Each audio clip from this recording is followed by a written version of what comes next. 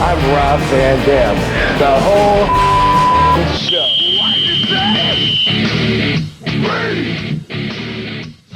Oh yeah, what's up? It's Thursday night. We're live. It is a trash night, and it's one of a kind with a certain someone and a certain two people. Ready. Right. Wait. Everybody. Okay, Damn. hold on. It up. Already fucked it up.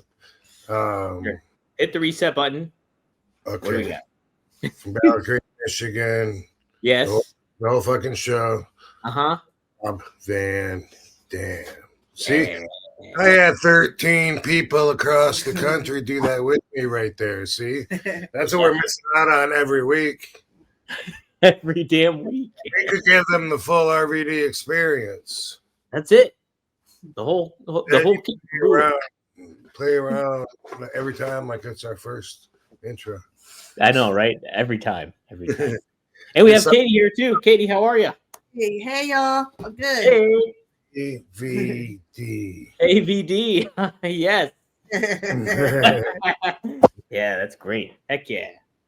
But thank you everybody for joining live in here. We got Maddie in the house. We got Triple E in the house. We got RVD. And Barbie D too. Barbie D is in the house too. Look at it. She's like, what's going on? Yeah, but the whole family's here. Lovey's running around. They were ready to roughhouse before we hit before we went live. They're ready to go. They're ready to scuffle it up. Yeah. Just since we did a show on Monday, and then I saw you on Tuesday. We saw each other on Tuesday. That was just 2 days ago, because now it's Thursday. And craziness. Between. See how I did that? Yeah. Tuesday, Wednesday, Thursday. I don't even need a calendar. Rob, did you tell Katie what street that Permanis Brothers was on? No, Permanti Brothers was on Forbes Street. Whoa. Yeah, it was like meant to be. Yeah. Cool. Yep. It was meant to be, except for they didn't have any Bailey put in the Irish coffee. But the waiter, though, he was pretty good. He hooked you up with some stuff, though. Some cream. Yeah. I like it when people.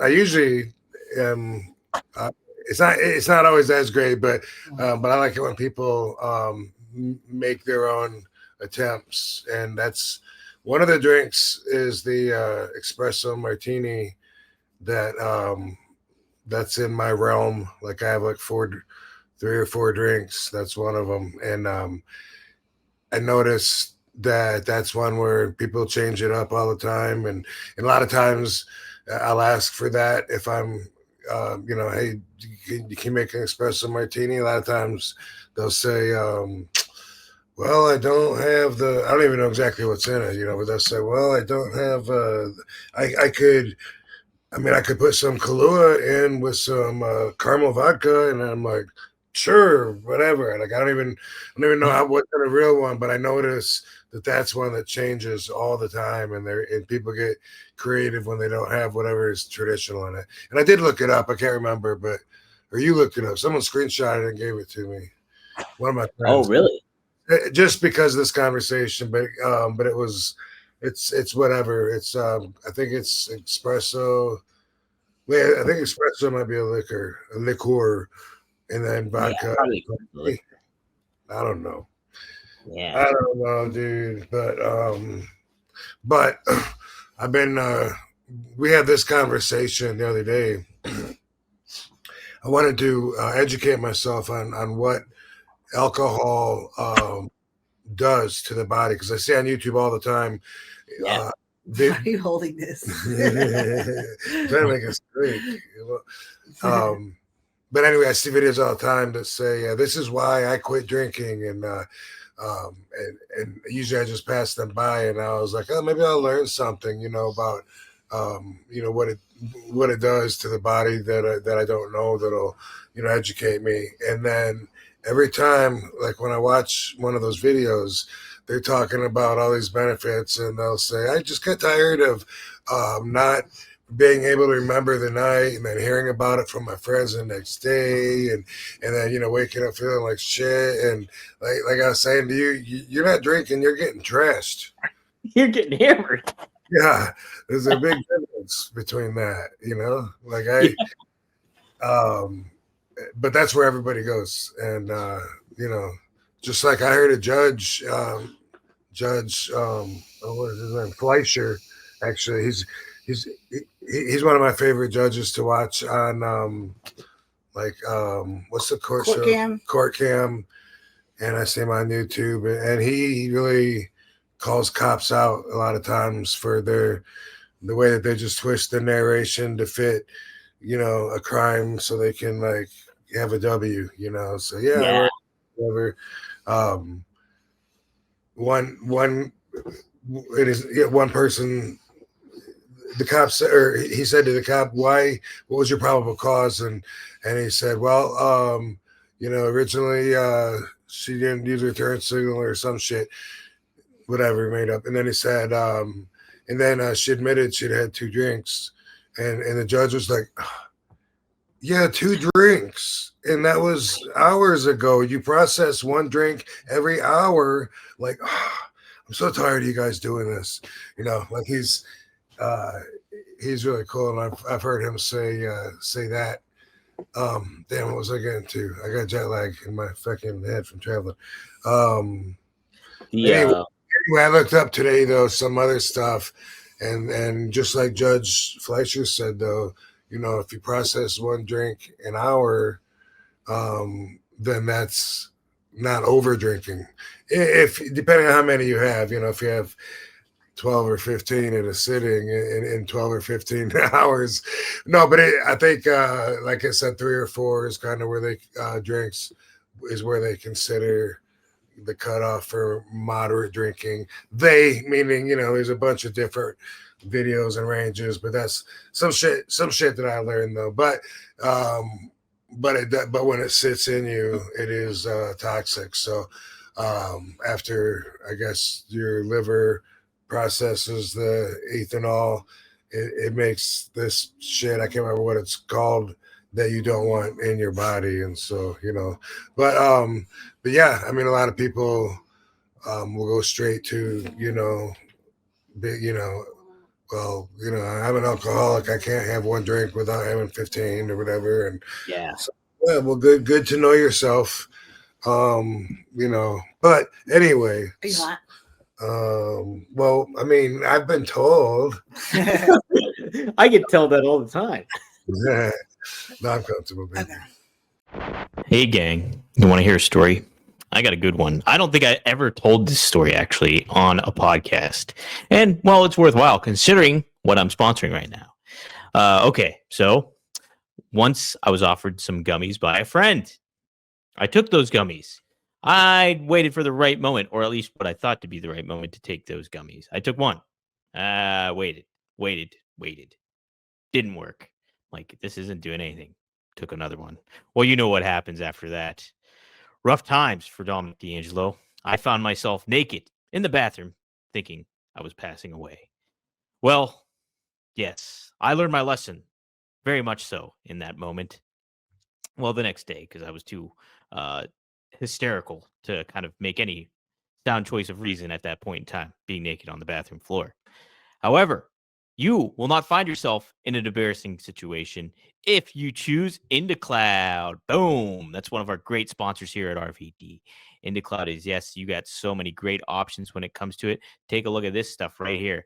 Boom. Look at that package. We got the gummies there. You got IndaCloud Pop Rock Fizz. There's also Dope Rope. You can't really see that. It's a little blue strip right there that if you see it, but Dope Rope there. And then, hey, look, they got the dosage right on the package, so you know the kind of amount you're taking, the kind of amount you're enjoying. So yes, IndaCloud is the way to go. And we at RVD TV, at One of a Kind here with RVD, have a special deal for our listeners. That is correct. So if you happen to be 21 or older, that's right, head to indacloud.co and use code RVD for 40% off your first order, plus free shipping. It's IndaCloud's biggest sale of the year, and it's live all month long. No 12-hour panic buys here. That's indacloud.co, code RVD, 40% off, free shipping, and the only Black Friday upgrade that comes with actual belly laughs and not lying. Anyway, Katie, what's your go-to drink when obviously you were able to drink? I like vodka. You like vodka? Yeah. My I responsible, like vodka. my responsible drink is vodka and cranberry. But if I was in a crazy wild mood, then it would be a double vodka shot. Yeah. Oh, vodka cranberry is my go-to too. It is. It's my big one. Yeah. In college, especially, it was. Yeah. Mm-hmm. Moscow Mule. The Moscow Mule. Yeah, Rob knows. I got a Moscow Mule when I was with him. They're great. I love Moscow Mules now. Yeah, I don't remember what it tastes like, but I think I liked it. Yeah, it's really good. It's really good. It's pretty addicting. Yeah. But, sometimes I drink beer. Although it's been a while since beer really sounded good, but I don't know. I guess like right after a match or something like that. Fuck yeah, pouring sweat like my ass off. But anyway, You can show them that. I know. We'll transition right into this, but outside of that, I just have champagne and the coffee drinks that to choose from, which is martini espresso and Irish coffee. Irish coffee being my favorite, but sometimes usually have that hot, and sometimes you don't want a hot drink. And a lot of times they don't have the coffee at a bar. They'll say, "Oh, I don't have the coffee. I can make something else." But I don't really know what to order. Being pregnant, I don't miss alcohol that much. I miss smoking more. do you? Yeah, because then when I smell him light up and it's like a fresh doobie in the flower, it smells so good. Then I'm like, ooh, that smells really nice. Yeah. Speaking of, one of our sponsors tonight is in the name of Mr. Hulk Hogan, the Immortal. We have sent to us here at One of a Kind Podcast Studios. Real American.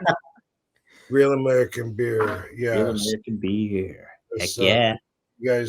As you guys know, Hulk was like really working hard on promoting this brand. I thought, man, that's really cool. A lot of people in the comments, I noticed, well, not a lot, but I noticed in the comments, some people, and I see this often, RVD needs to have his own strain.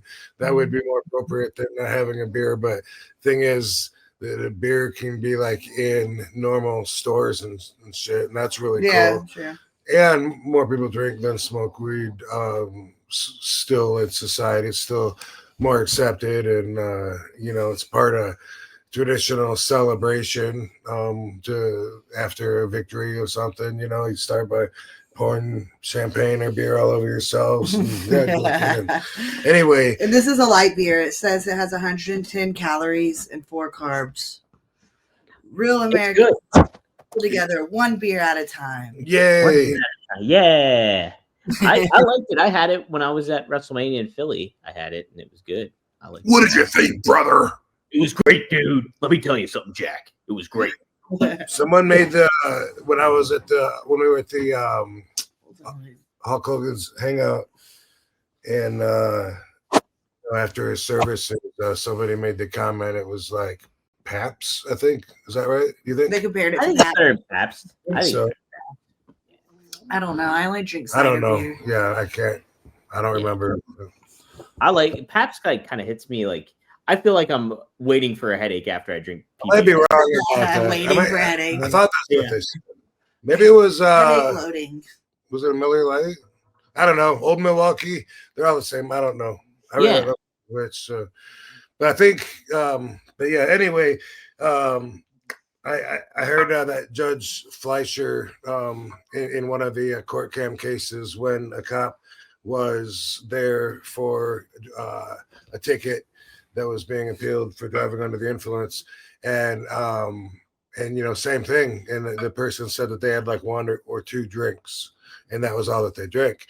And Judge Fleischer said to the cop, Officer Dominic, Officer D'Angelo, Deputy D'Angelo, are you under the impression that it's illegal to drink and then drive?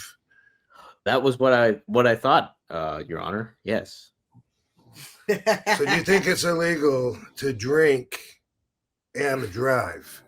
Yes. It's not illegal to drink and drive. It's only after you've had a certain amount. Only if your blood alcohol level is above 0.08. I'm so tired of you guys doing this to people all the time. I need to fill my quota.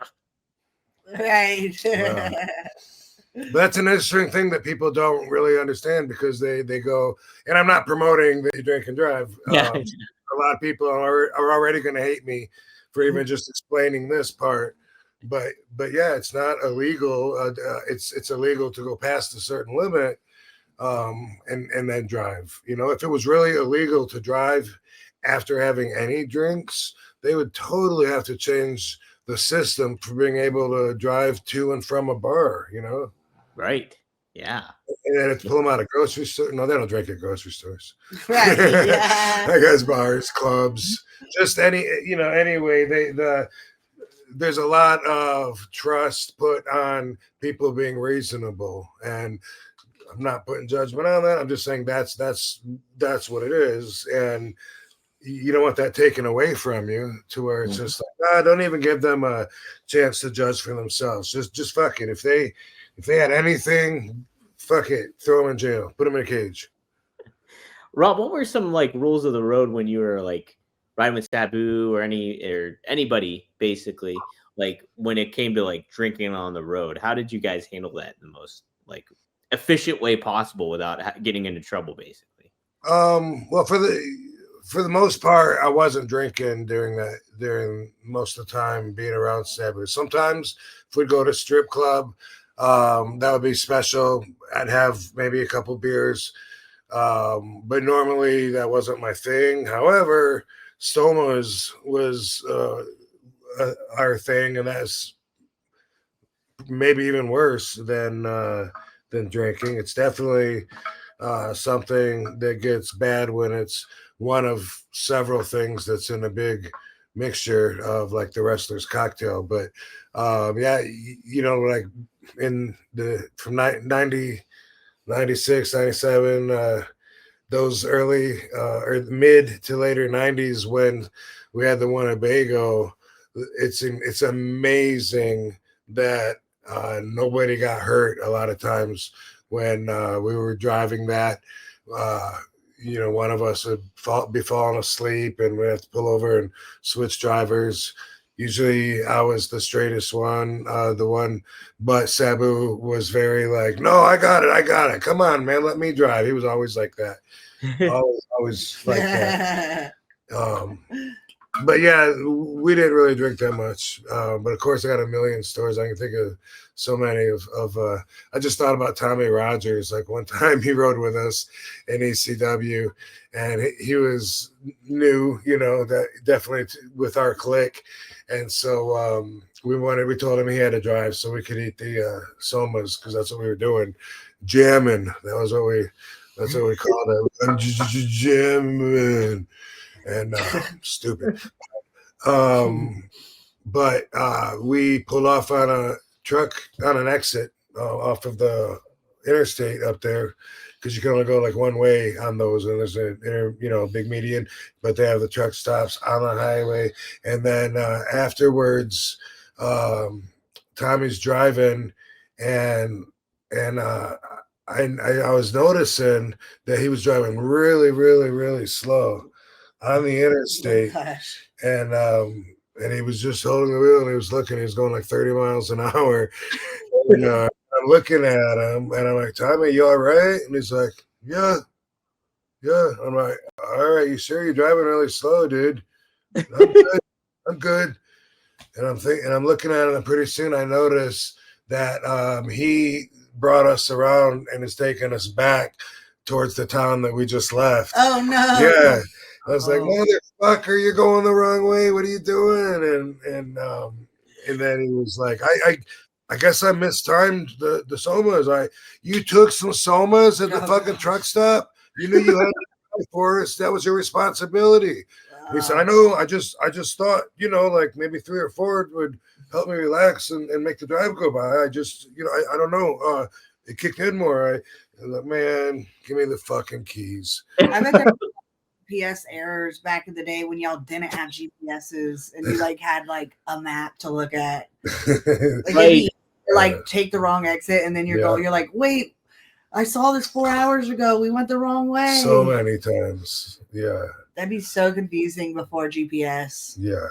I would be lost. I would so be lost without like a GPS. Or maybe I'll print it out a MapQuest paper. I missed a show in South Carolina one time. Was it South or North? I think it was South. But I missed the show because I kept taking the, all these little country roads, and I kept, and I had the atlas and my directions, and I kept. I don't know if we had cell phones because I just remember I kept calling Greg Price because he was the booker. But I was too. It was both. It was both our shows. Like, and then I guess I must have pulled over at a gas station to use a payphone. And I had a phone, I guess. Yeah. Wow. Yeah. This is ancient. This reminded me of another time when I was leaving Savannah, I think, to go to Brunswick, Georgia, I think. But anyway, a semi truck had rolled over. It was on its side, and it was right across all the lanes, and on the sides of the road, there was nowhere for you to go around. You know, there was too big of a ditch, or there was a guardrail or something, and so we were all just stuck, like for the longest time. And I was supposed to be somewhere and meet some cop about the DARE program fundraiser. I couldn't even, I remember I had to wait, it took forever till we finally got to move so that I could pull over to the gas station and make the call. Wow. Yeah. That is Rob, was this when you were like known, or was this in your earlier days?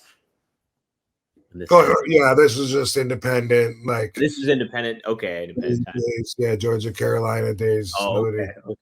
No headlines there. Yeah. Yeah, oh, that's wild. The show that I missed, I think that's one of only like, I don't know, 3 or 4 shows, even counting signings. And then the one where you went there and it was snowed out and you drove all the way there. I get a credit for that one. Yeah. Yeah. You went on, Rob. Yeah. That one. If y'all haven't heard the story on this one is well known, because it was when I was in WCW. So it's the winter, early '93, and could have even been December '92, but I don't think so. But anyway, the show is in a town called White, Georgia, which is up in the mountains and in North Georgia. It's like where my dad lives, kind of. Is it? Yeah.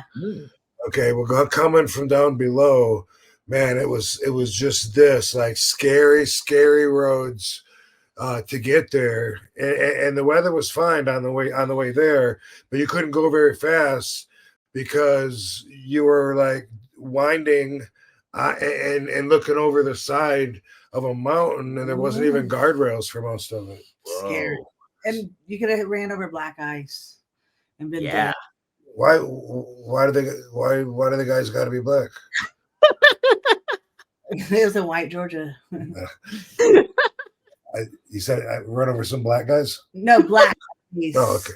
Isn't it called black ice? Yeah. Yeah, it's called black ice. Just checking. But it was scary under normal conditions. On the way there, I was like, holy shit, this is one of the most dangerous rides.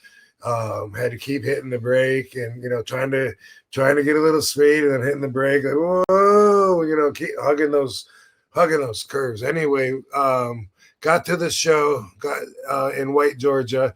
I'm on early. I wrestled William Regal, and but it's snowing now. and they keep saying that it's going to be a pretty bad snowstorm we're going to get hit with. Mhm. Yeah. Ricky Steamboat and Shane Douglas wrestled Steve Austin and I think Brian Pillman, the Hollywood Blondes. Oh yeah. Yeah. Chris Benoit wrestled somebody. I think Too Cold Scorpio. How do you remember the card? Yeah, I don't know. Pretty good though, Rob. Yeah, No, Scorp was in a tag match. that's so weird. Scorp was in a tag match. I know. Because how do you have time to think about your match and everyone else? Well, not everyone's, but I don't know. You know, the Hollywood Blondes, that was the main event.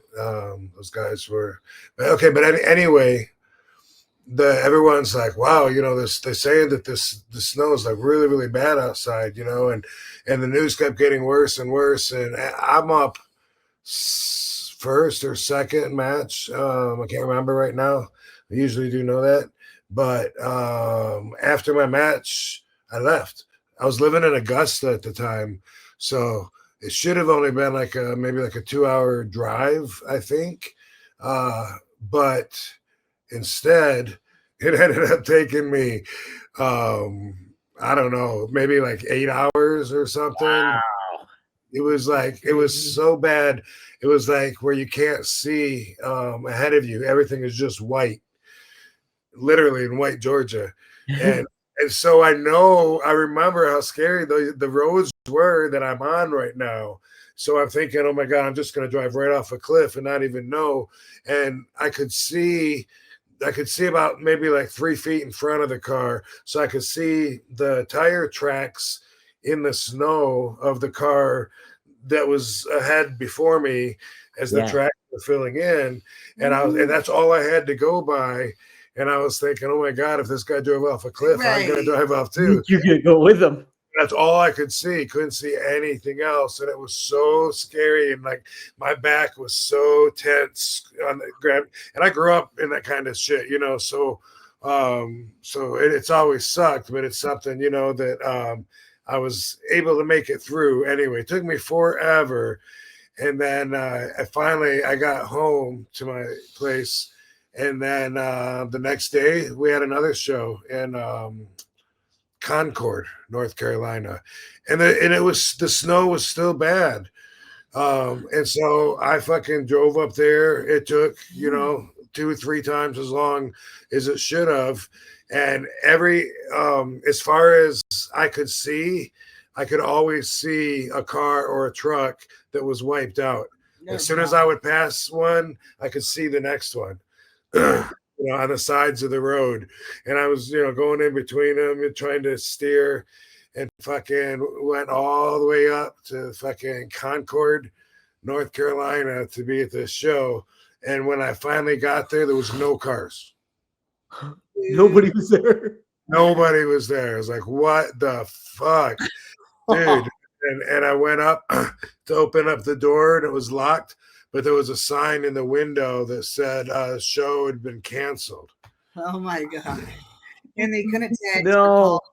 You know, back then. Right. So I was upset, you know, and felt like I didn't mean very much, because I didn't, because I was young and little Robbie V, you know, little scrub.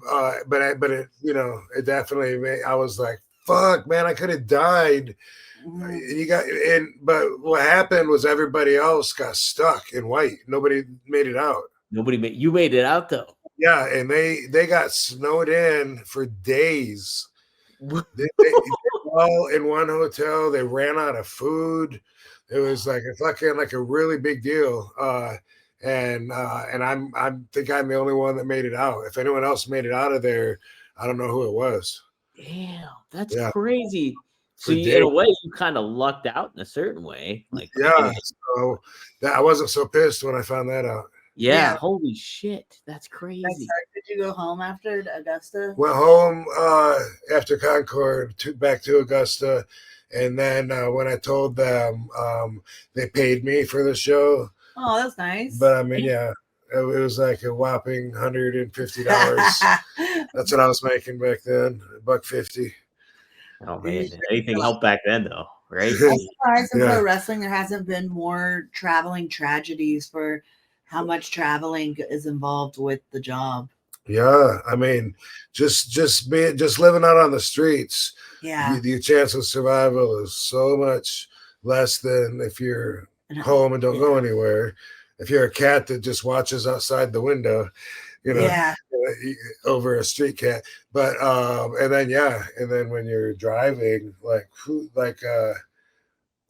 was it that was saying how much more dangerous it is when you're facing traffic? Oh, it was a corner. I was watching the Theo Vaughn podcast, and he interviewed a coroner, and the coroner was saying, like, even if it adds 30 minutes to your trip, take the road that has more lanes, because the 2-lane roads where you're going this way and someone's going this way, and you're both going like 70 miles an hour, you're trusting each other so much that someone doesn't get into your lane and head on. Wow. You ever think about that? Like when you're going so fast and they're only like sometimes like 6 to 8 feet away from distance. Like if they swerve over a little bit or they're not paying attention, or it is really dangerous. That brought a lot of attention to it, and the coroner saying it. That means he's seen a lot of shit through that for him to mention it. And then we take roads like that all the time traveling. It's scary, especially being pregnant. Then I try to be even more just aware of my surroundings and safety. But by the way, honorable mentions for some wrestlers that have passed from car accidents are Junkyard Dog, Adrian Adonis, Joey Morello, the referee, Gorilla Monsoons. Damn. Yeah. Jay Briscoe. Mm. Jay Briscoe is the latest one.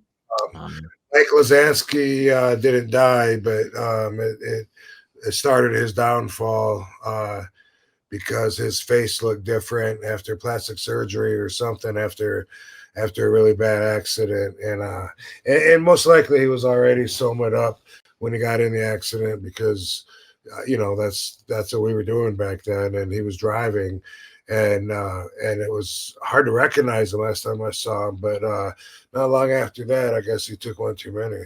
Damn. One of those things where the family can find peace in saying, no, it was cardiac arrest, but that's just like a lot of wrestlers. Yeah. Oh man, such a sad thing, and it is surprising. Like you think about like how often you guys travel, and like it's like it's kind of shocking that it doesn't happen as often, knock on wood and everything. But especially they go. We're saying RVs are even more dangerous. Yeah, RVs. Cars. Yeah, RVs. Mm-hmm. Yeah. RVDs. Hey, it's Dominic D'Angelo of RVD TV, one of a kind with RVD, that is. And hey, we got one of our best sponsors here. That is none other than Mando. Man, I love the Mando because it makes you feel good, makes you feel confident, and you smell like an adult when you use it. I'm watching NFL football back here. I'm not sweating, but if I was, I'd be using Mando, like one of these deodorant sprays. This is the Pro Sport.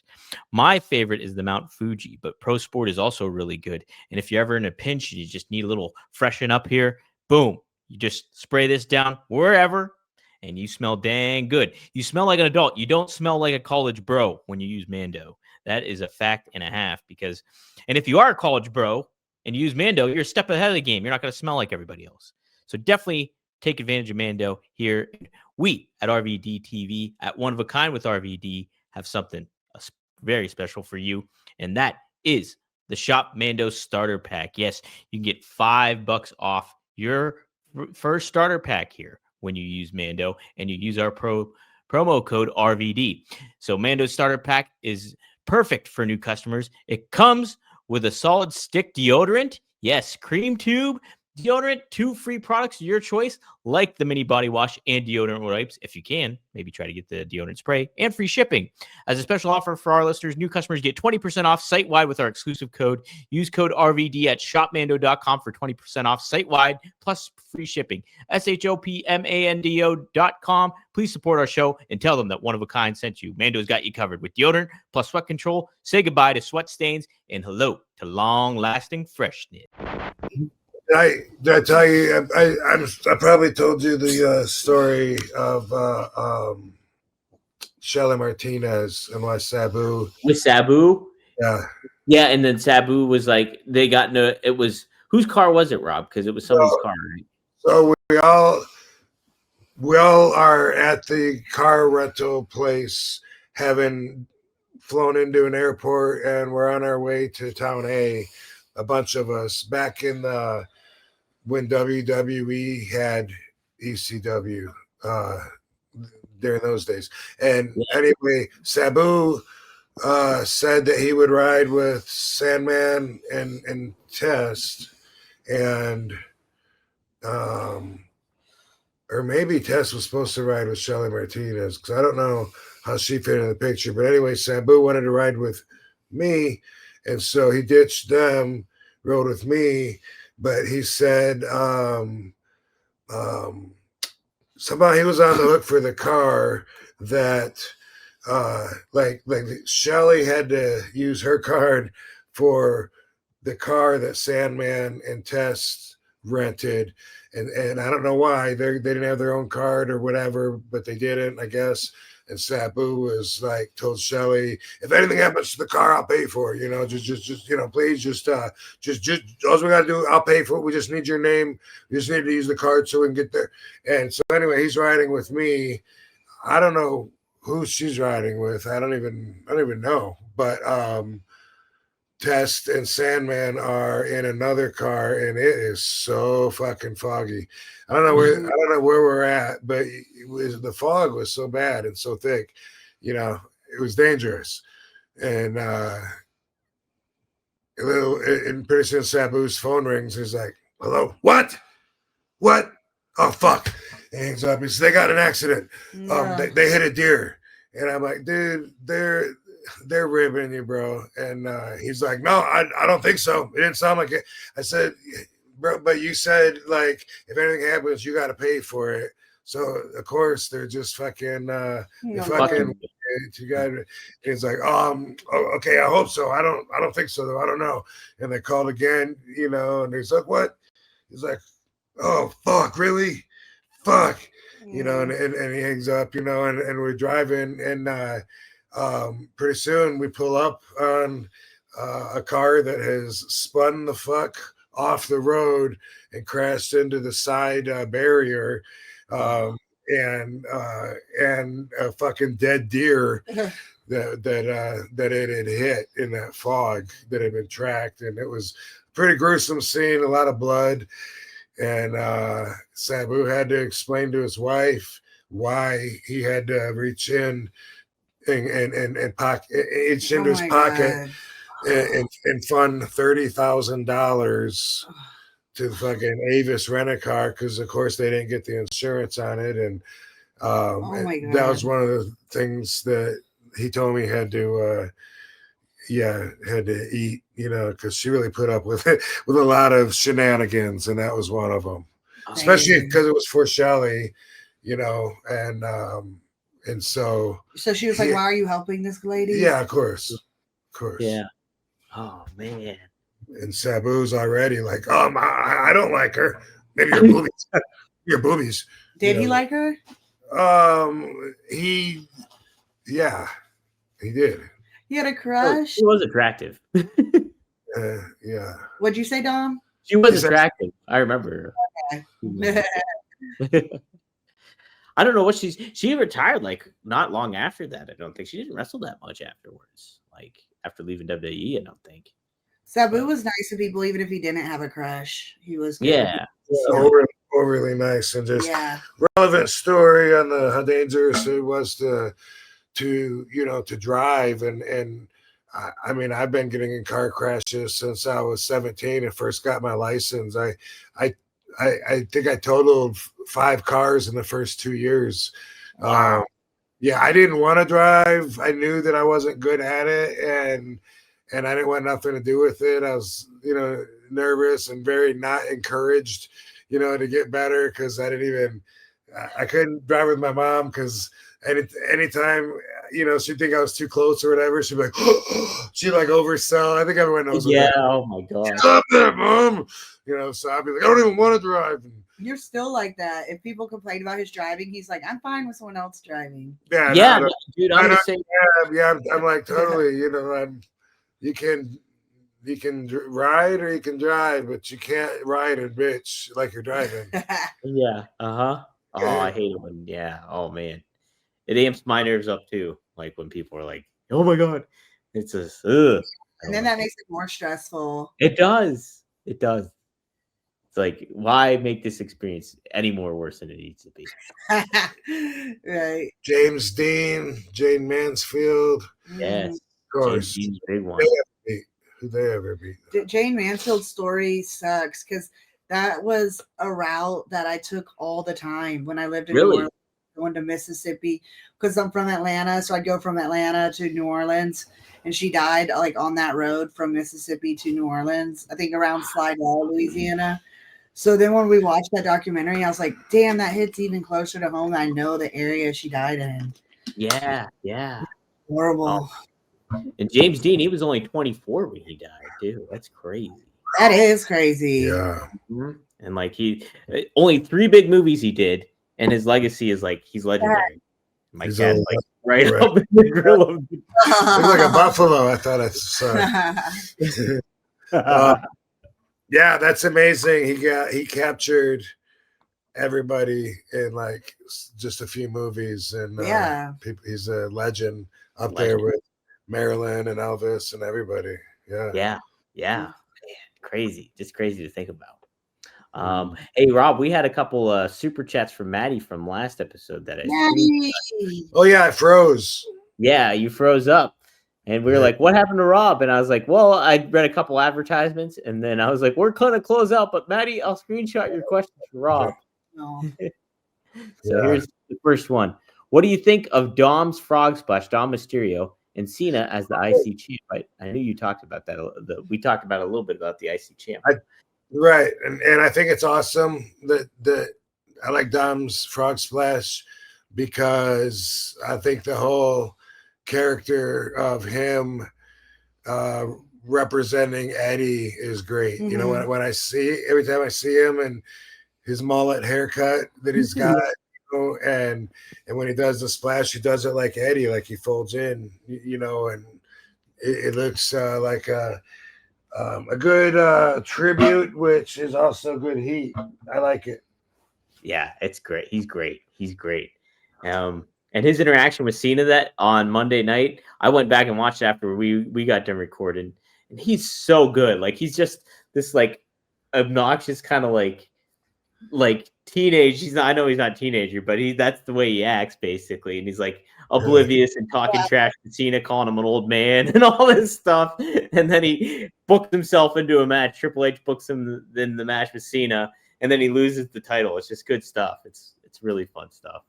So. Awesome. Yeah, lots of good vibes from it. I heard a lot of good stuff about the show. People were praising what they were doing, which isn't always the case. Right.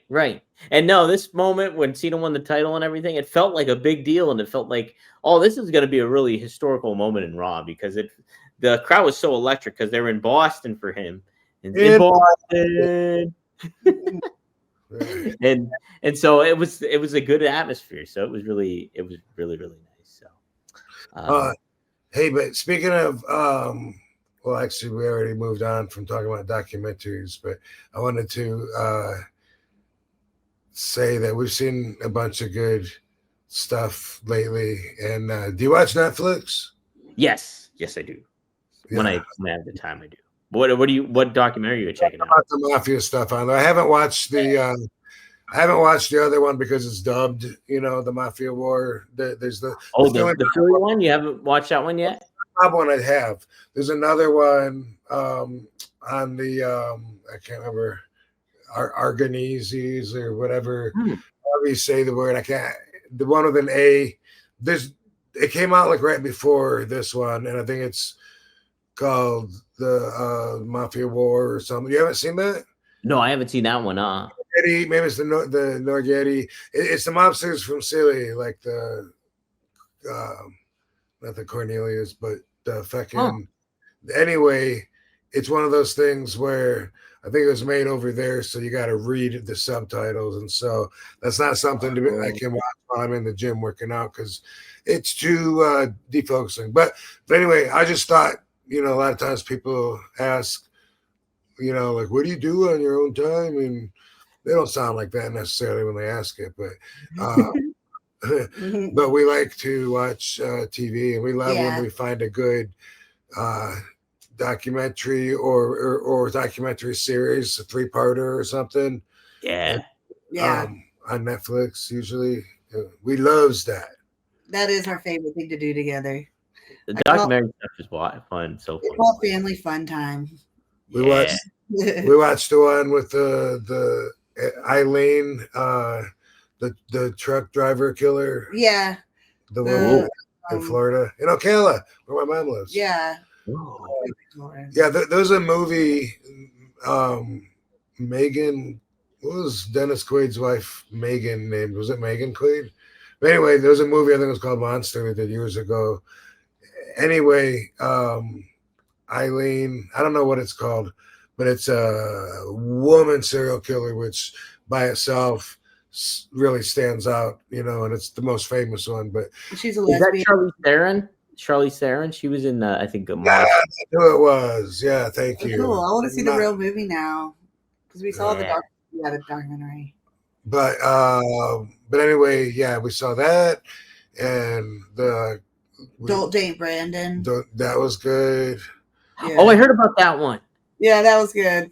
Yeah, I gotta check that one out. Gone Girl. We have one more episode of that. So the Gone Girl one is about Long Beach, Long Island, New York, and they found all these women's bodies and stuff, and it's right where we're gonna be on Saturday. Yep, we're going to Long Island Saturday and signing at the big event, and we're going to Oklahoma on Sunday and signing at wrestling. Yeah, so I saw that like YouTube Chris put up a promo video that I did for a show in Texas, but we put it up just because it's random footage, but it was put up days after the event, and I'm seeing a bunch of comments of people saying, "What? I live 2 miles from I would have been there," or how can we doing this now? And so just a heads up, and I will do a video and post it before the event, which means big tomorrow. Event. Yeah. But yes, heads up. This is Brentwood, New York, so that's on Long Island, and Suffolk County. Remember Suffolk County? Yep. We're at the Suffolk fucking Union Arena. That's Dude, crazy. Yeah, the whole documentary is all about that whole area. Wow. So interesting. Yeah. But anyway, yeah, and then on Sunday, we're at this convention in Oklahoma, and as far as I know, Oklahoma's only got 2 big cities. It's got Tulsa and it's got Oklahoma City. If there's anything else, I don't know about it. So this one isn't one of those. What's it say? You told me on Tuesday. I can't remember what the name of the place was. I'm trying to find it. Prior? What is it we're looking for? It's that big wrestling convention. No, the city name. Oh. Yeah, what's the name of the city it's in? Hayes County Event Center in Pryor, Oklahoma. Pryor. Okay. I don't know if anyone in the chat room knows, is Pryor by Tulsa or is Pryor by Oklahoma City, or neither? Maybe I'm wrong. Maybe it doesn't have to be one of those two, but I think it does. And I would like to know where I'm going, and I can tell people as well. If you do know where Pryor is, I know. oh, pick me. She's so smart. Hey, The It girl says beside you might know. Northeast Oklahoma, located about 33 miles from Tulsa. Okay. Yep. Because we fly into Tulsa, and yep. So that's where we will be. So I don't want anybody, saying, "How come you didn't say nothing?" But I do got to shoot a video, and damn it, I forgot about that. Either tonight or tomorrow, and post it because boom, then it's Saturday and we're off to the races. Yeah. Yeah. Well, I can make some posts online too for before you guys head out too. Thanks. Yeah, you're welcome. I'll be sure. Okay. Maddie had a couple more super chats from last episode. So here's the second one. CM Punk versus RVD would be sick. Papa H needs to call RVD. He wants to see you fight CM Punk, Rob. Yeah, they only did a thing together at Elimination Chamber. They never wrestled a singles match. Yeah, it's crazy. That's crazy to think. It never happened. True. I knew he wrestled Raven before. He feuded with Raven for a while, but And Robin and I wrestled Raven in originally CW and also in WWE when I had the hardcore title. whoa, it's okay. Valparaiso, Indiana in WWE in 2001. You're saying how it's weird how it's just random how like some people you wrestled over and over and some people he never wrestled at all. Right. Yeah. Like McFoley, Right. Goldberg, Right. Shawn Michaels. No, I did wrestle him. But not a lot, right? No. I think twice maybe. Okay. CM Punk. Yeah. But it's also weird how I remember, but it was Valparaiso, Indiana, when I had the hardcore title. And this was during the time when we had A, B, and C shows because there was so much talent that all came into WWE in 2001 when they acquired WCW and ECW. So that's when I was main eventing with the hardcore title, gave too much prestige to the hardcore championship. Nobody wanted it to be taken seriously. So what do? They got rid of it. When you retire a belt, you put it on RVD's waist because they did that with the European belt. What? And was there something else? You should have got to keep the belt then. Well, I know. I blamed McFoley for years for accepting the hardcore belt as a gift, and I always said that I would have liked to have had it, and that he had it, but he told me like a year ago that no, he doesn't have it. So he says you're a tree, mister. Yeah. I wonder who has it then. Yeah, he told me, but I can't remember. It's under someone's bed somewhere. Or at least where it went from him, if it ever was in his hands. Like I think he said they gave it to him on the air, but then afterwards someone else took it. I think, and then he never had it. If I remember right, he definitely said that no, I'm not correct in thinking that he had it all. I have his email. I'll have to. Anyway, during this match in Valparaiso, Indiana, we're at a high school. That's the thing, too. When we had the A, B, and C shows, we were doing a lot of small towns, small buildings, and I was hating it because there was a lot of driving with those because airports don't go to small little towns. Right. And then I was always like, why? Like how can we be making that much money at these little tiny shows here? Anyway, it was during that time I wrestled Raven the last, and I hit him with a trash can and split him open. And after the match, he was like, why did you hit me with the seam of the trash can? Like right there, you hit me with the seam because I busted him open. Yeah. That was hurting everybody. They're busting them open. Oh. And I said, there's a seam on it? And it was like a real question. Like I never even looked or thought about a seam or tried to do a seam or whatever. And then he just popped. He just kind of laughed. And that was like the whole conversation. And then the bad thing about them doing little shows like that is you're risking your body. You're risking injuries for like a smaller amount of people to see. That's how it felt. And there's no like turning it down for you. You're all the way all the time. But and they were feeling like we got all these guys in the contract right now. We've acquired all these companies, we need to keep them busy instead of sitting at home eating up the money. And when they bought WCW, the guys that had contracts got a choice. They could either get their contracts bought out for half, as I understand it, and then come and work, or they could sit home and keep making the money that they're getting paid. And you know which one I would have went for. Yeah, right. That's what a lot of the stars went for, like Goldberg and Nash and Hall. Well, I don't know if Hall was under that, but yeah, like a lot of those stars. That's why you didn't see so many of the big names like show up at WWE from to WWE. Too. That's like I say this a lot, but in 2005, when I had to get my one and only surgery I've ever had, which was a reconstructed knee, I had 12 months off, and during that time, I remember thinking, man, I think this is my favorite time of my career, getting paid to stay home, and I don't have to put up with all the bullshit and the traveling and the politics and like, fucking the injuries the best thing to happen to me. Yeah, that's how I felt. Yeah. Because I had no guarantee, and that was still coming.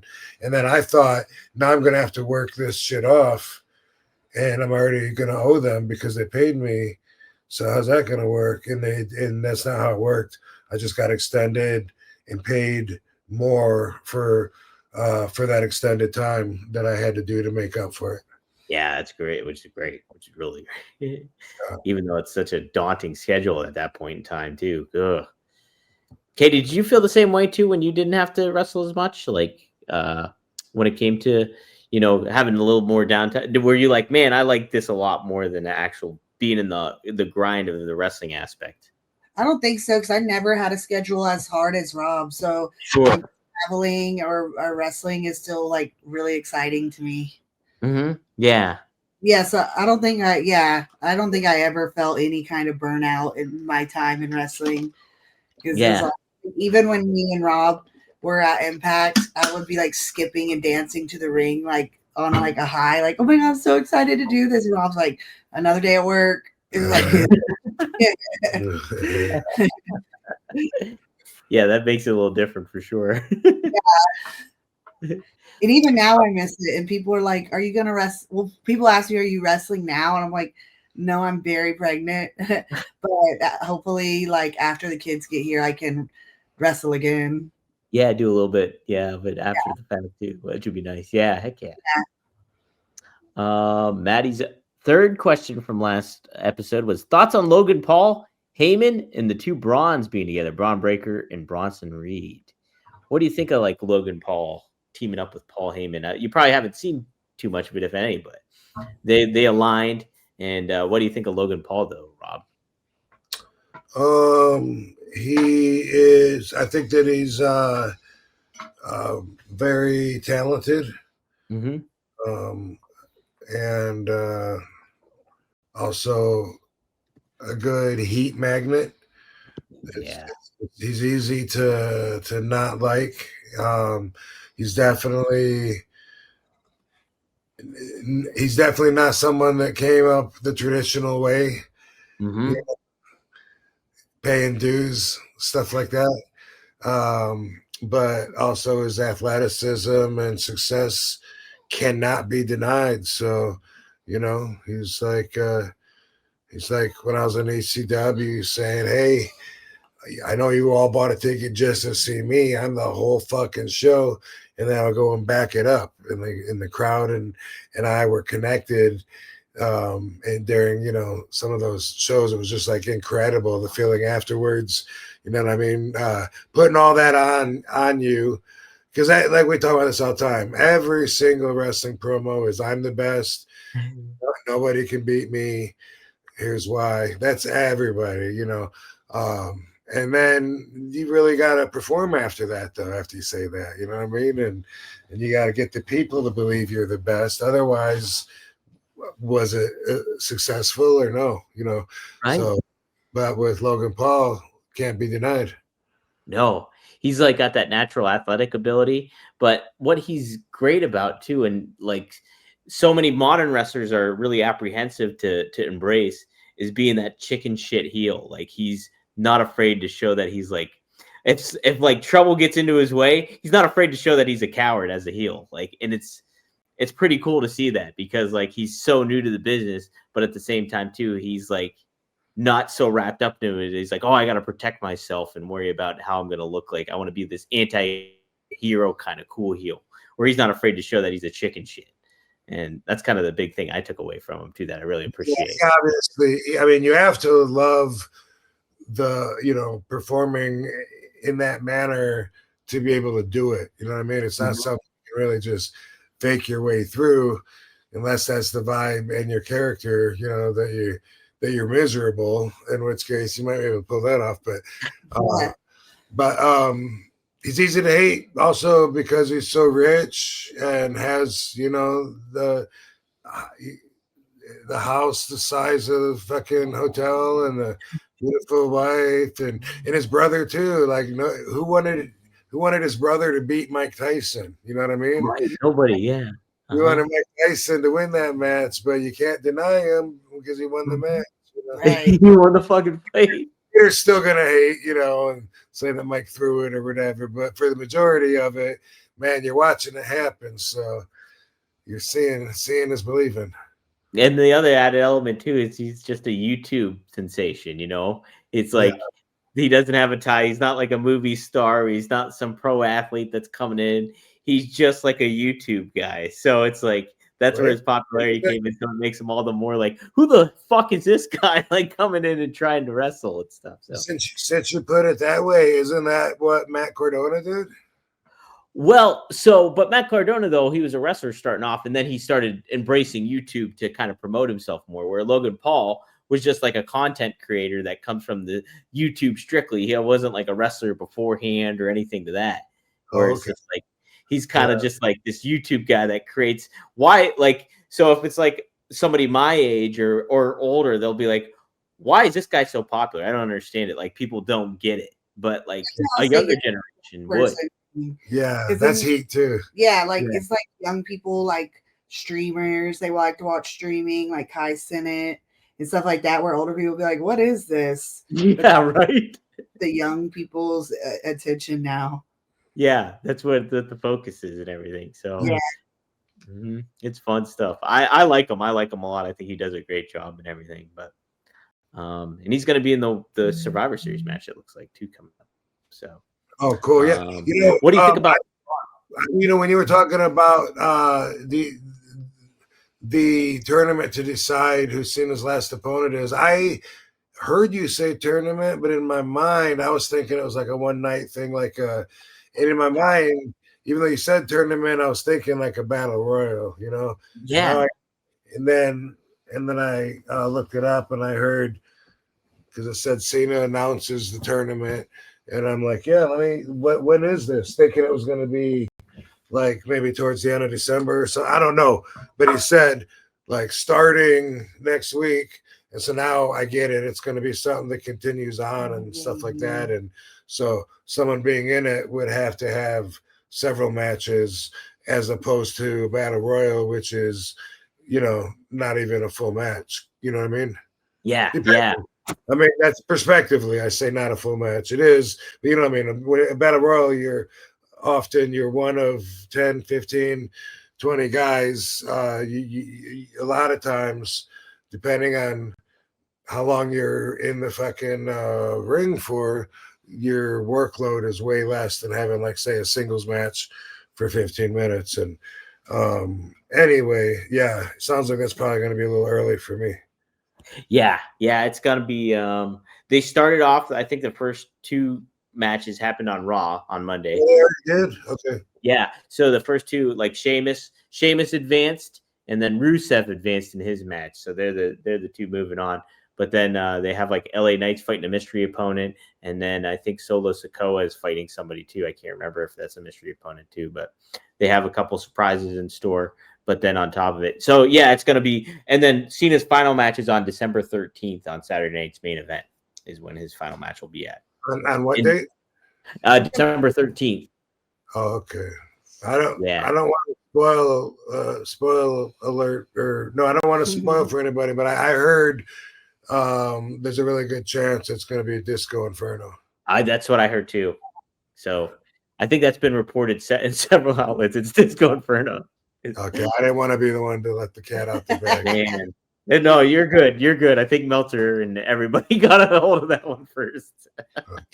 It's gonna be on like a ringside news type clip, like RVD spoils who is it's gonna be, and people are gonna read the whole thing and then get to that. It'll just spread. Yeah. So ringside news will report it like it's legitimate. Robert RVD knows the final opponent to contact. You gave me this, right? Yes, I did. That's the Untapped T-shirt. So nice, and it's double-sided. Double-sided. Shirt. How cool is that?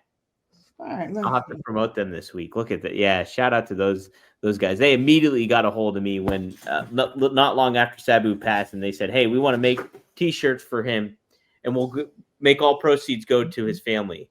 And that's so nice. Yeah. That's a really nice T-shirt. Yeah, it's a super nice T-shirt.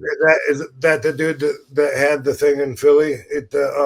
Some J Money or whatever. J Rhymes. I don't know if it was J Rhymes or what, but I don't think it was. I think it was a separate thing. But I'll have to look into it again because they got a hold of me immediately on Instagram, and they're like, "Hey, would you be all right if we made a shirt and we give all the proceeds to Sabu's family?" I was like, "Heck yeah!" So they did a limited run of those. And so I've had that for several months now, but it's awesome. It's an awesome. Okay, yes. And it's thick, made for living somewhere cold.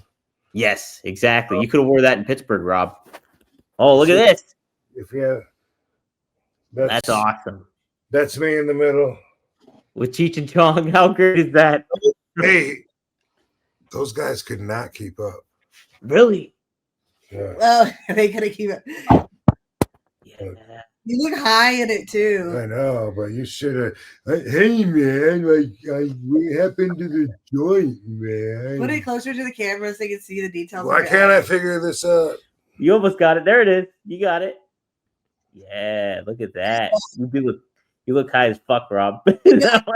You look so high. But I was swimming and they just put chlorine in the pool before that. Is that what it was? Yeah. And also, this is really cool. So these are from the Battleground collectible signing that I did in Texas. Oh, nice. Baby, they're going to have giant Kali there. Oh, cool. Ooh. Great Kali. But it's like not till like sometime next year. Yeah. Those are nice little 8x10s. One more little piece of art in RVD. Ooh. It's like comic book style. Yeah. I got another bigger poster of some pretty cool action shots like that. Or maybe it's the same ones. I love you. I don't know. But anyway, yeah. Cool stuff, man. I'm enjoying collecting and keeping this stuff, and I'll be hanging it up as I build my man cave. Yeah. You got a lot of good stuff going on there. Heck yeah. Yeah, that'd be weird when you start streaming from your new man cave. it won't be weird at all, baby. Well, it'll be new. It'll be an updated man cave. Yeah. Yeah. It's like a whole new studio he'll be in. That'll be sweet. Heck yeah. That'll be awesome. I move around the house a little bit. That's anyway, true. So. Yeah, you travel. You got different. Take this show on the road. Yeah, right. Maddie, he says the difference between snowmen and snow women, snowballs. Oh, Good job. Good job. Nice Good stuff. on you. He follows up. Truth's opponent. That's what Jordan Case said. Yeah. Wait, what did they say? They said you can be our truth's opponent, RVD. And then there's question marks, even though it's a statement. Yes. You can be our truth opponent, RVD? You could be RVD? Or wait, You? you could be our truth's opponent, RVD? Be nice. Let me see this other super chat Maddie had. Your Marcus D'Angelo, Dom's bro, is one of the surprise entries. That's could you imagine? Oh my god. I read it from E. Dom, Yes. Said your brother looks like Harlem Lewis from LFG. Oh, really? I'll have to look that up. Yeah. I think you and your brother look like Harlem Lewis. That's Harlem, fine. I'll have to look him up. Harlem Lewis. Let me take a look real quick. Lewis. Oh, I can see it. I Yeah. definitely see it. He does look like our middle brother or something. Yeah, it looks like both of y'all at the same damn time. Wow. Yes. Brothers Grimm, appreciate the comment. RVD's the GOAT. Yeah, that's right. Underrated. He knows it. Change the game. If there's a Mount Rushmore for underrated talent, man, yeah.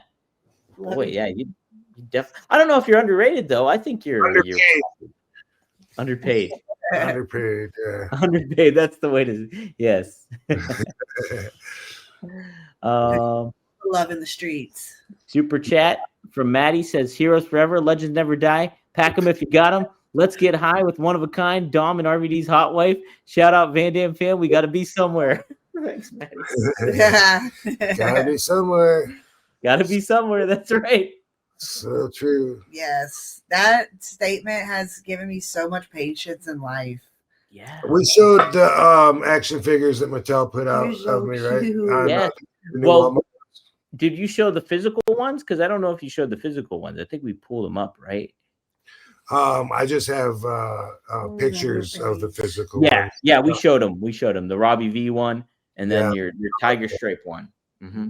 Okay. Can you believe they have to send me that shit? They haven't sent it to you? No, yeah, Target, the Target exclusive.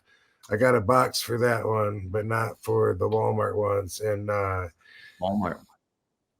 and it stresses me out because that Robbie V one's going to be hard to find. That's a sweet figure too. I think it's a chase. Yeah, it's a chase version of it. I think. Mm-hmm. Yeah. It only comes like one per store or something. I think if I'm, What? that's it. One They per store. better have one for RVD. Yes, they got to send you one. It's kind of Yeah, ridiculous. but I'm sure I mean, you know, if you enjoy the hobby of collecting, and I think sometimes you got to enjoy the hunt too. You know what I mean? Yeah, that's kind of the thrill. It's the thrill of the chase, like the world title. Like Yeah, that's part of it. I like to have the display and I like being a completist. Like there's only two figures that I know of that I don't have, so I kind of just want to have them. I think I just buy them if I could, but yeah, part of it for me definitely is the thrill. At least it'll be awesome when I do score it. You know, like if you think the action figure with the Japanese flag that was pulled, yeah, man, that one is mega rare and worth a lot of money if you find one, especially in a package. And the one that I have is from a fan giving it to me. wow. Yeah, I had one give me one out of the package one time, and I was like, dude, that's so fucking awesome. And then another one, he gave it to me in the package, and that's just so cool. You know what I mean? Like he was like, no, I know you need to have this. So I'm sure I have good faith. I'm optimistic that I will get the new ones, but I haven't seen them in person myself yet. But I know Ben has in Wisconsin. Yeah, he sent me a photo. So any of the fans listening that's going to see us in person can bring you one if they find it. Right. Yeah. I was someone Pizza Thai Ben actually wanted to make sure that I'd seen it and said that they're getting pretty pricey on eBay, which I haven't seen. I don't know believe it. How pricey, you know. Yeah, maybe, I believe it. Buying it. I've done that. Well, we don't even before, go out a long time ago. How are we going to find it in the store when we don't even go to the store? You don't even go. Oh, yeah. Right? Make it my mission. That's step one is going out to find it. And our Walmart has never updates their action figures. It's like the same Every time we go. It's like the same few figures. Some stores are really good about it too. Like if you go to them and like there's like when I go to Tennessee, I find Rob action figures, but here I like the inventory is just like the same few people and they don't update it, and it's only the people that are left. Oh man, that's aggravating. Yeah. Hey, what TV service do you have? So I don't have cable or anything. I just do streaming. So I have like Netflix, and then I have a couple other ones that I use. What is HBO Max? I currently have, and then Yeah, Hulu. That's all I have. I don't have cable though. interesting. Yeah, I'm thinking about doing that because I pay for everything Yeah, and I don't use that much of it. And I'm thinking about doing that. But then like when we subscribe to Netflix, if you use the basic price one, then you got to deal with commercials. And yeah, then if you don't want to see commercials, then you pay more. Which I was telling her we should do that on Netflix because we watch a lot of. I have that premium membership on YouTube, and it's worth it not seeing the commercials. But then also we'd have to do it on Amazon Prime, and then we'd have to do it on. Yeah, but then if we add it all up, it's the same as DirecTV. We pay a lot for DirecTV. That's what I want. It all adds up. It's Yeah. like if you want to watch everything, you have to. You're basically still going to pay for everything. It's just Yeah. So when we watch TV for long periods of time, I'm like, this is actually really productive because we're getting our money's worth out of our bills that we pay. right. Yeah. Yeah, it's a return on investment. Yeah. Someday I'm gonna look at what all channels do we really watch on DirecTV, and then maybe we could just get those separate. Right. Right. I literally just have the rabbit ears, like the old rabbit ears. They're not the literal ones. It's like a little like flat thing, but I just get the regular like 5, 6 or something channels just to watch football, and then the rest is Netflix and HBO Max, and that's basically all I have right now. I don't Football seems like you'd be able to watch it on YouTube. Yeah, you can watch it on YouTube and stuff. But there's a big dispute going on too with them and Disney right now. Apparently, I guess. Oh. Yeah, some wild drama going on in the streaming world. Frankie Carrizo, he's got a good question here, Rob. Yeah. This is that match when Kylie wrestled over the appearance of who's going to do the first appearance at Battleground Collectibles. Oh yeah, who's going to do the first appearance? Never seen one. I want to see Dango wrestle too. Yeah, Dango match. Do you know if there's any footage of a Dango match, Rob? Yeah, I mean, I definitely have VHS footage, and I might have some on some drives. Yeah, that's cool. Yeah, let me work on that. Yeah, yeah, that's sweet. That'd be sweet to see. And also his son Jurassic would probably like that. Cool. Yeah, that'd be awesome. And he was so he was in the same vein as you, Rob, in a style, right? Like in how he wrestled, or how different was he from you? I don't think very different. You know, we have very similar styles, I think. Yeah, he was just like an Asian version, so he might have been a little smoother with his moves and his balance. Smoother than RVD. It might have been a little bit stronger. He was a tumbler too, right? Like he could do flips. Yeah, we were always competitive with everything like that. Yeah. I can think of some matches. I have a whole VHS tape of his stuff that I'd seen him before. But yeah, that'd be sweet to check out. Check out. We got a few more super chats here. We'll cover them real quick. Kevin Gilbard says, "Thanks for the $5. Hey Rob, any memories of Eddie on his 20-year anniversary?" Yeah, this is the 20th anniversary of his passing. That's crazy to think. Yeah. Eddie Guerrero.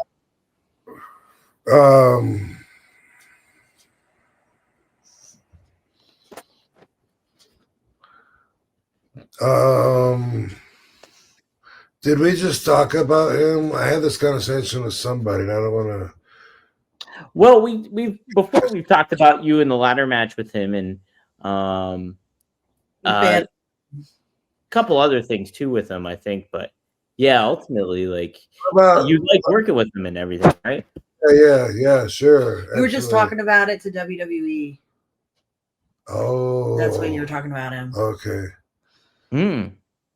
a future interview. Yeah. Oh. Okay. So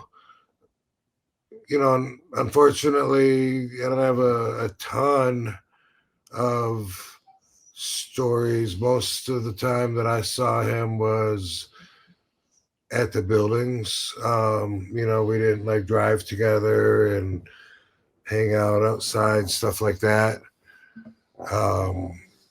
Although it was cool, to go to his funeral in his house. It's such a private thing, when someone's gone and you're there, like seeing their everything, like seeing how they lived. You know what I mean? And it's like, technically, he didn't even really invite me to be here, but out of respect, and I did respect him a lot. We did a lot of good for each other.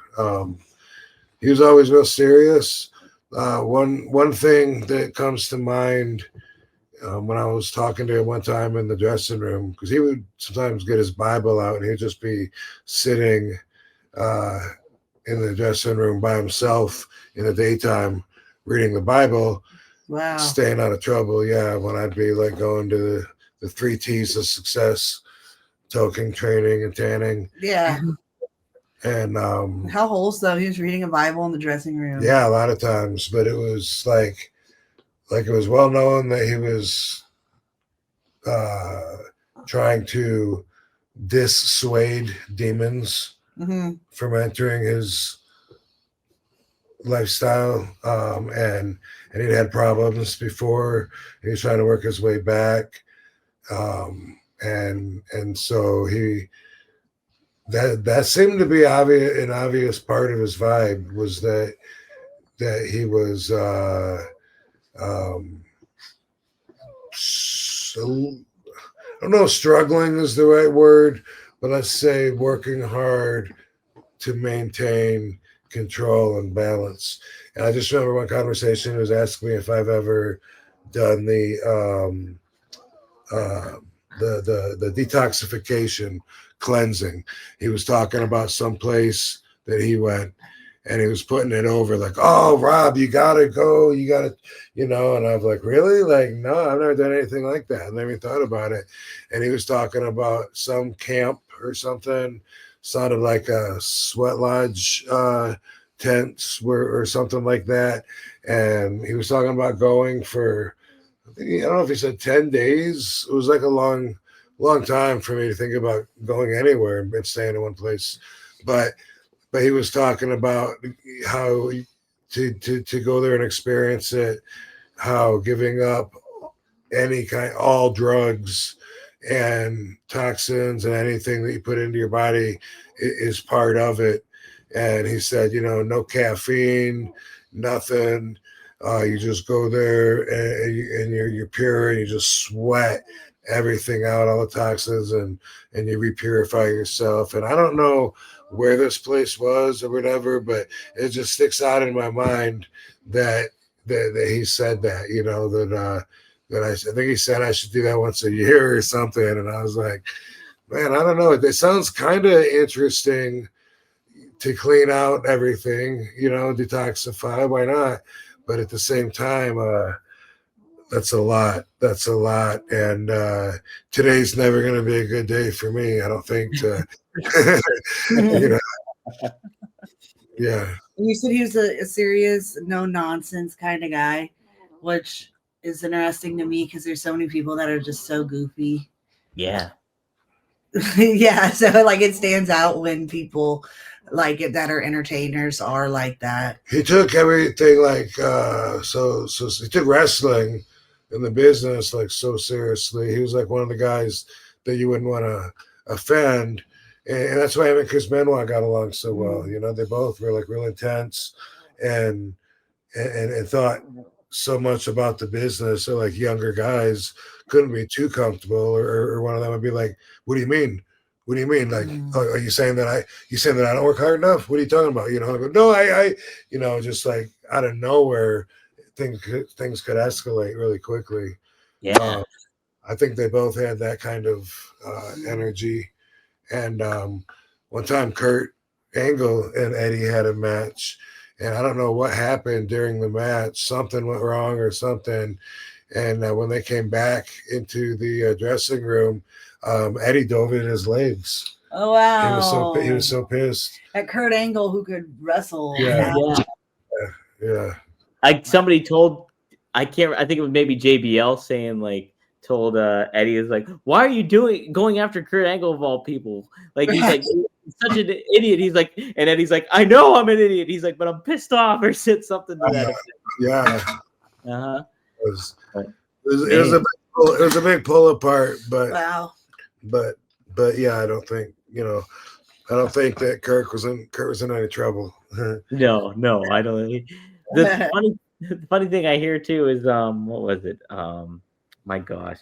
Oh no, you think about it too, because like somebody like Dean Malenko appeared very serious on camera and like was a serious wrestler, and the Iceman he was known as and stuff like that. And Eddie could play like comedy, and sure he would get serious sometimes, but he was known for being comedic in certain aspects. But like it's funny but Dean Malenko backstage is such a jokester I hear in a lot of stuff, and like funny.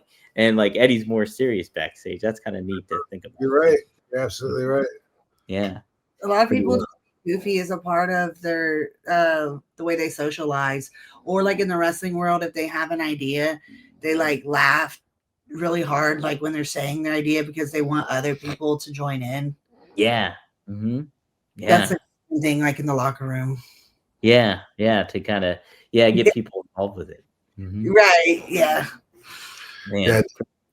Dean has a really dry sense of humor, and it's never turned off. It's always it's always going. He's always going. I like the humor. Yeah, I do too. Frankie Chorizo, RVD, and Katieology. Selecting a good woman and / red flags. Any thoughts on that? Any red flags for selecting a good lady? Red flags. A huge red flag is if you catch someone in a lie. Like once they're a liar, like they lose all credibility. So it's like, how could you trust them in any other way? So that's a big red flag. Or someone that feels like they're always trying to use you, or get something out of you is like a really big red flag. Yeah. Someone that doesn't want to talk and communicate. Mm-hmm. Like that's not going to work without communicating. I mean, depending on what you want. If you want a relationship that's not that deep, just someone, whatever, that you hang out with a couple of times a month or whatever, then maybe something like that will work. You know what I'm saying? But it's like, as far as investing everything into, you got to have communication. Hey, that tiger striped outfit's the one on my Walmart exclusive. Mm-hmm. Yeah. No, that's true though.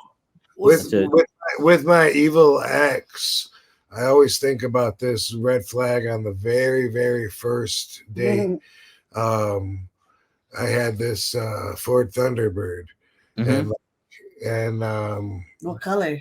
Gray. And we're walking out to the car, and I go to get into the driver's seat, and she's just standing there, like looking at me, like, "Are you serious?" And I didn't know what was going on, and I'm looking at her, and I'm like trying to figure out, and so she's like, and she rolls her eyes and is like, and just like opens the door and gets in. And that was all because she thought that I should open the door for her. Yeah. That was a serious red flag. I wish I would have just said, you know what? Go ahead and get out of my car. This ain't going to work. And if that was for her, she could have communicated and said, I like when guys open the door for me. Yeah. Like you don't have to have the car door opened and be treated like a woman. If you're not comfortable being completely honest with her, then that's a huge red flag. And I know that's like a lot of relationships. Most guys are like, well, come on, you can't share everything. I mean, you don't want to fight every night, but that's part of it. The more of those red flags you have, then the more drama you have. I mean, there's nothing that I wouldn't tell her, or talk to her about. I mean, not everything. I mean, I don't have to go and explain after I went to the bathroom, but it's, oh my God, you should have seen it. Gross. Wouldn't do that.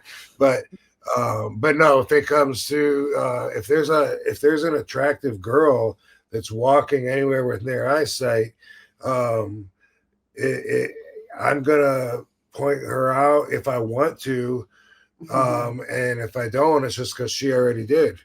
You know, Yeah. we both enjoy that, saying, "Wow, check out that girl, she's really cute," or like we both enjoy doing that, and that right there is something that a lot of guys wish they could do. Yeah, because But they're looking they're- anyways, but trying not to look. Yeah, my evil ex, if she saw anybody that she thought I would want to look at, she would just stare at me and watch me and just wait for me to notice. Oh man. And when she would notice that I looked at the girl, she'd be like, you know, like, why don't you take a picture? It'll last longer. And then we'd be in a big fight, huge fight, because I would be so offended. Like, bitch, don't you know, like, You're what so you have? faithful. Yeah, like, you don't know what kind of fucking husband I am. Like, all my friends, the whole culture, everybody fucks around on everybody.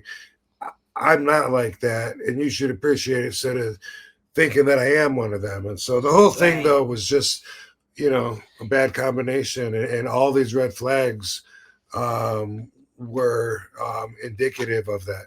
And if you weren't as faithful, then I could see why it would hurt to see looking at girls, because be like, oh, I bet when I go to the bathroom, he's going to give her his number. But since he is a faithful guy, then it's like, if you don't want to look, that's fine. You're only looking Yeah, It's not- right. out on it.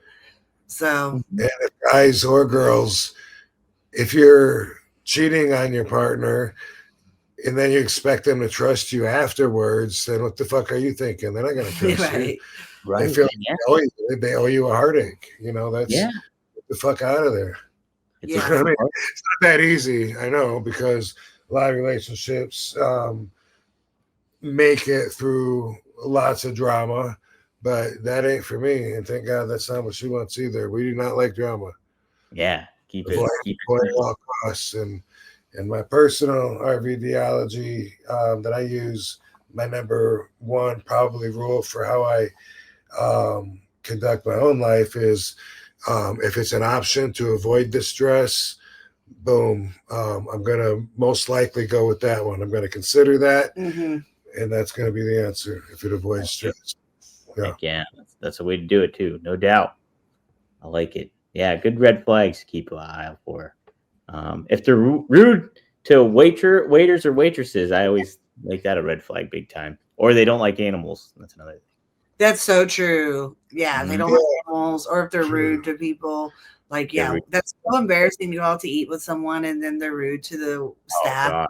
Yeah, I get big time secondhand embarrassment if that happens with something. Yeah, Ugh. that is embarrassing. No, But don't do also like if they don't share your common interests, you know what I mean? Mhm. Like, or values even. You Mhm. know, it's like you find out like if you're completely different and disagree on everything, then man, that's just going to be like so much work. But Oh, the main things, you don't have to have the same interest in every way. Like, Rob is into mafia, but I don't care about mafia. But I like to dance, but I not into still that. Shake my ass. telling me about the mafia stories. I still listen because I know it's important to him. Like, Yeah. same like me. I'm like, Cardi B had a baby today, and then like, or I'll talk like about the Kardashians. He acts interested because he likes that it makes me happy. Yeah, yeah. And it's if you can just do that and communicate in that regard and appreciate what that other Yeah. person appreciates, and that's good. Mhm. That's great then. Heck yeah. Instagram, a wrestling historian, thanks for the Canadian $2. He says, Rob, what was your experience working with Chris Kreisky? Kreisky? Do you know that name? Husky. Kreisky? I'm not sure who that is. Chris I'll Google Kresge. Yeah, I don't know. I don't know either. I thought it first was Chris Nowinski, but no. I wonder who Chris Kreisky is. Instagram wrestling historian. You can follow up real quick if you want. Brian Yeah. Barrett became an RVD TV member. Thank you, Brian Barrett Wilson. If you have a question, feel free to drop it, and I will try to make note to ask Rob about it. Thank you. Yeah. Is American writer, biographer, and screenwriter for his work in WWF, now WWE. Oh, he's a writer. He's a WWE writer. Do you know that name then, Ron? He passed away in 2005 due to Oh, cancer at 42. Oh shit. Let me see a picture of him. Yeah. Huh. Hmm. Yeah, I don't know. I've never heard of him before. Writer. Oh, that's what he said. He was the head writer after Vince Russo. He said he was the head WWF head writer after Vince Russo. I never heard of this person. That guy's about 42. Wow, that's a good one because he's like hard to even find. Yeah. I thought the person after Russo was like Brian Gewirtz. I thought that was the next person in line. I didn't know about Chris Kresge.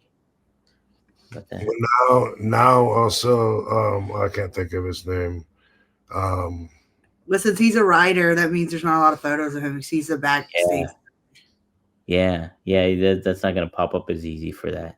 I'm not really sure how it was working with him. No personal stories that I can share because I unfortunately don't recall. He was a writer too for high-profile series such as Beavis and Butthead, Celebrity Deathmatch, Remote Control. Wow. Yeah. He's a head writer of The Daily Show, The Martin Short Show. What? No wonder he's got some fucking Dang. Got some questions. help on the wall. Yeah. Damn. WWF writer. Replaced as head writer by Stephanie McMahon. Oh, okay. Wow. So, Yeah. how about that? Well, Sorry. sorry. There was a time in WWE when I knew we had comedy writer, and it's that one. Why is there no picture Yeah. on IMDb? He was a hidden man. Okay. Very mysterious. Yeah, Yes. there's not even a picture on IMDb, so it's hard for me to know. But I'm thinking maybe that's when this was. Maybe he was what they were referring to as comedy writers. Maybe it was him, or maybe he was him and his staff or his people, or maybe he was one of them. I don't know. But if so, I thought it was entertaining. Like when during the time that I'm remembering is like when Booker T and Goldust were doing like backstage vignettes. I need to look that up. Just so funny. I hear Yeah, those were so great. Booker T when he had the lightsaber, and then like Goldust, he had like the stutter because he got electrocuted. So funny. Oh, is that why he did that? Why he got electrocuted? Yeah, he got electrocuted in a backstage segment, and then he had like a twitch going on after that. Wrestling is so funny. I thought Oh my god, what a great team that was. Book Dust. Because you acted like he had Tourette's. right. I didn't know he got electrocuted. Yeah, he was electrocuted also. That's great. Oh, oh man, I love that tag team. I got a sword too. I need to look that up. But R.I.P. Chris Kresge. Yeah, there we go. I like it. Nicely done. Yes, Brian, thanks again for becoming a RVD TV member. It means I got to make some more content then. But thank you. Yay. Appreciate it. Boom. Maddie, he says Michael Franzese as a guest. Yeah. World champion. Yeah, you know what? I feel like he's too big and too important. No. I feel like that about a lot of my friends. And some of it is just because like their time it seems like it's worth so much if they're like doing like just the biggest shows that get, you know, fucking $500,000 or 500,000 views on a video, then I feel like the platform that I have to offer him, you know, isn't like that. You know what I mean? Yeah. We definitely don't get 500,000 views. I feel like that, like with some of the other, I don't know. But he would We get more talked views. about like even like with Bret Hart. I'm like, well, I mean, he probably maybe would do it. I don't because Brett would probably do it. I bet. Yeah. I think so. Yeah, I get insecure when it comes to that about the because you know why? Because for me that's important. Like when I have fans ask, which is nonstop, but if they're on Twitter, X, whatever, and they're like, "Hey, Rob, can you do my podcast show?" My first thought is, man, what if there's only like 5 viewers? Right. Because it's a lot of work for me to do it. It's something that I got to put on my schedule, work around, think of, plan, and work towards, and then put in the time while I'm doing it. So it's stress. So if I can not stress, then I would rather not stress instead of even have it. So that's why I hardly do the podcast interviews. But if I am going to do one, then man, I would certainly rather have it be a big one that, if you could have a Joe Rogan's or Joe Kelly's, with who the hell's that? Who the hell? Yeah. Yeah, he was a kid that grew up down the street from me, four houses down. Joe Kelly. Yeah, his dad was a fireman. You'd be great on Joe Rogan, though. You'd be great. I mean, I like Theo Vaughn's podcast, and we've seen him a few times out and about. So I was like, you need to have Rob on there. Theo, I like Theo Vaughn a lot. He seems like a good person, like just a good dude. Yeah, he's really humble. I was like, I love your podcast, and he's like, I'm just happy to have a job. How about that? Yeah, I like him. I have a job.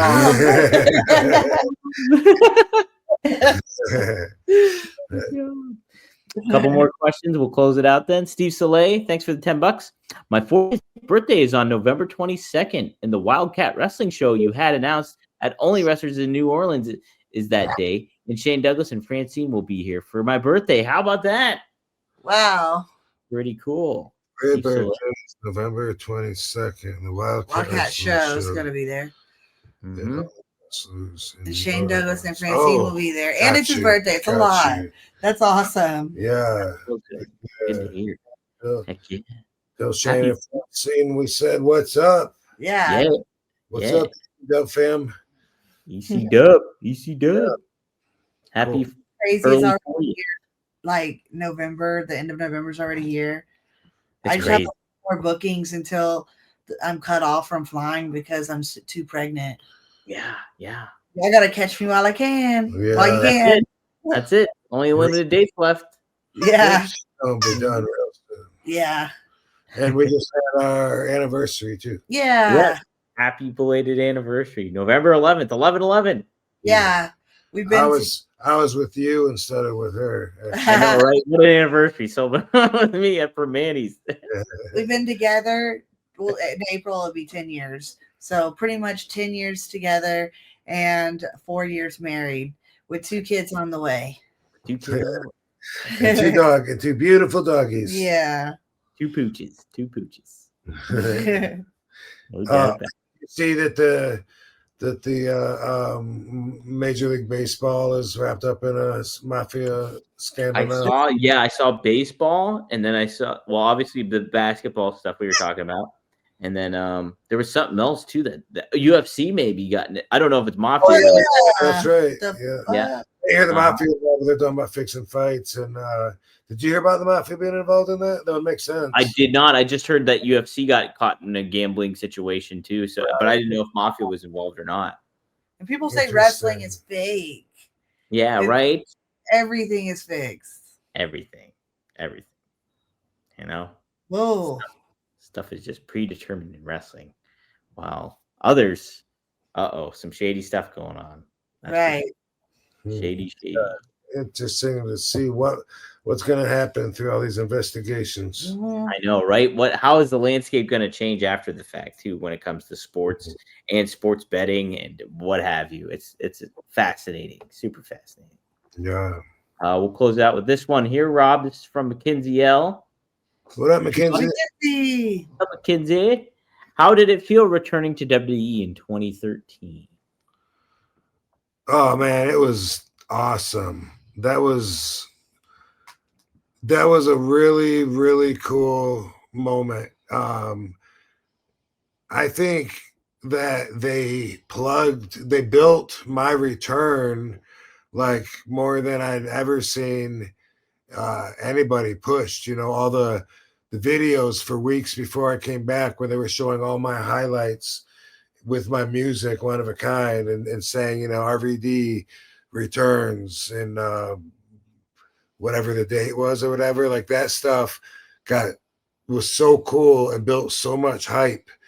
And I was just like, because when I was in TNA, a lot of times when I was there, like I was hurt for uh, um, the whole run mostly, you know, and so I was in my back, you know, caused me to uh, not feel like I could really like move the same way. But I saw those promos for WWE, and I was like, man, they're advertising the RVD that was here before that left. That's what they want. That's what I'm going to give them, and I did. It had a great return. It was 90 days. I signed a contract to have 66 matches in 90 days. And the whole thing was awesome. I don't know how many times we went overseas, but I remember being in England. And I think we did Japan on that too. But I just remember like Pat Patterson gave me a big compliment when we were in England because the way the crowd was reacting, you know, he said, all these people, they're here to see you. And I was like, I was, you know, an asshole, I guess, but I was skeptical because I knew how things work. You know, he said, all these people here are here to see you because it was my return, and they were big RVD fans. And I said, is that the way it gets reported back to the office, though? And he said, that's the way I'm saying it. I said, for real? He said, absolutely. I'm going to tell them everyone was here to see you. Who said this? Pat Patterson. Oh, wow. Yeah. Yeah, man. Yeah, that's some high praise right there too, Rob. Yeah. Man. But yeah, it was a really good run. And then I came back like a year later and signed I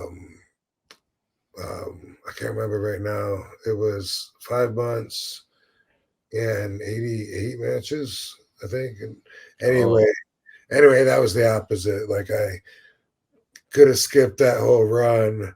But I mean, you know, it was travel, it was work.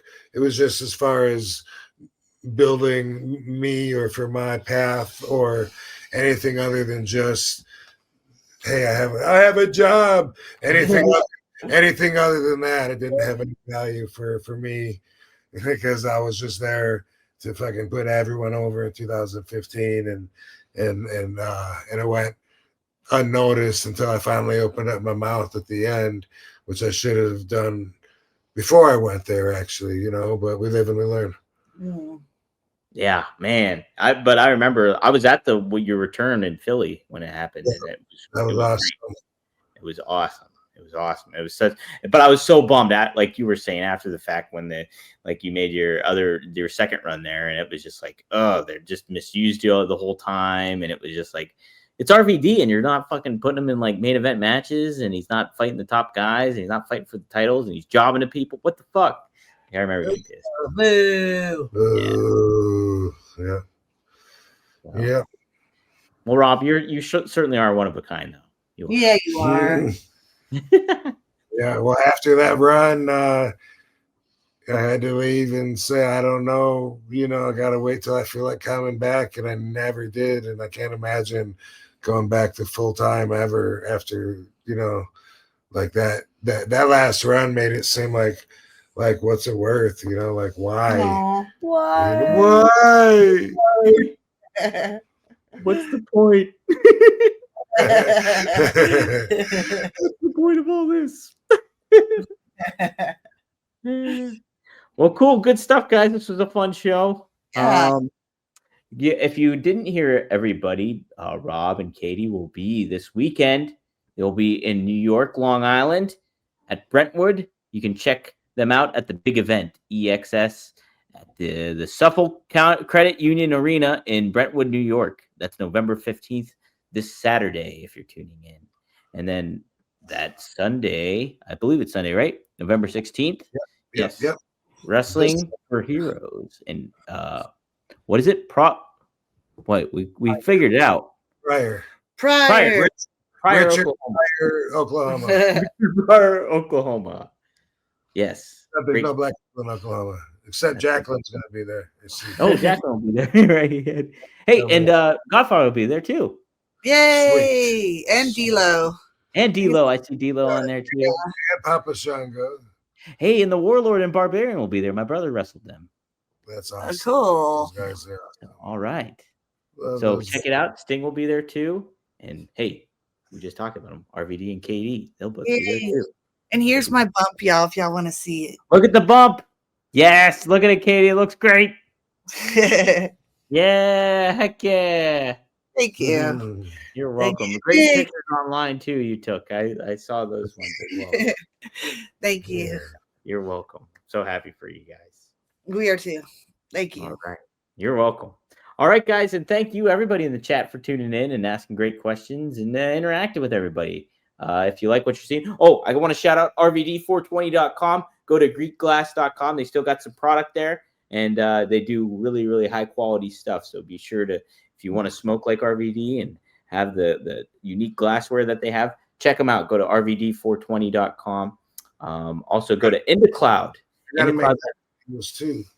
What was that? Videos. I got a cameos. I got to do Yeah. cameos. I got Cameo. Yeah, he's got Cameo. conventions this weekend. Yeah, lots of stuff going on. It's rough being a whole effing show, yo. He is the whole effing show. He's covering all the bases. So check it out. And, Were you saying go to Indica Cloud? I didn't mean to cut yeah, off. go to IndaCloud. Now, this is the wrong graphic I have up, but I'll be sure to. That graphic. If someone But- asks how far along I am, I'm 28 weeks. 28 weeks. And twins normally come at like 35 weeks. But they said no later than 38 weeks. So we're in the final stretch. I'm in my third trimester. Wow, that's awesome. Getting real. Getting real time here. No Yeah. doubt about it. But yes, check it out. As I mentioned earlier, IndaCloud is the one of our sponsors too here that we have here at RVD, one of a kind, and they got some great product there. So you can go to IndaCloud. The link will be below in the description of the podcast, and check it out. They got gummies, they got dope rope, a lot of good stuff on there, and it's potent stuff, very potent stuff. So check that out too. So And, all right. In the online, you can go look at Las Vegas Review.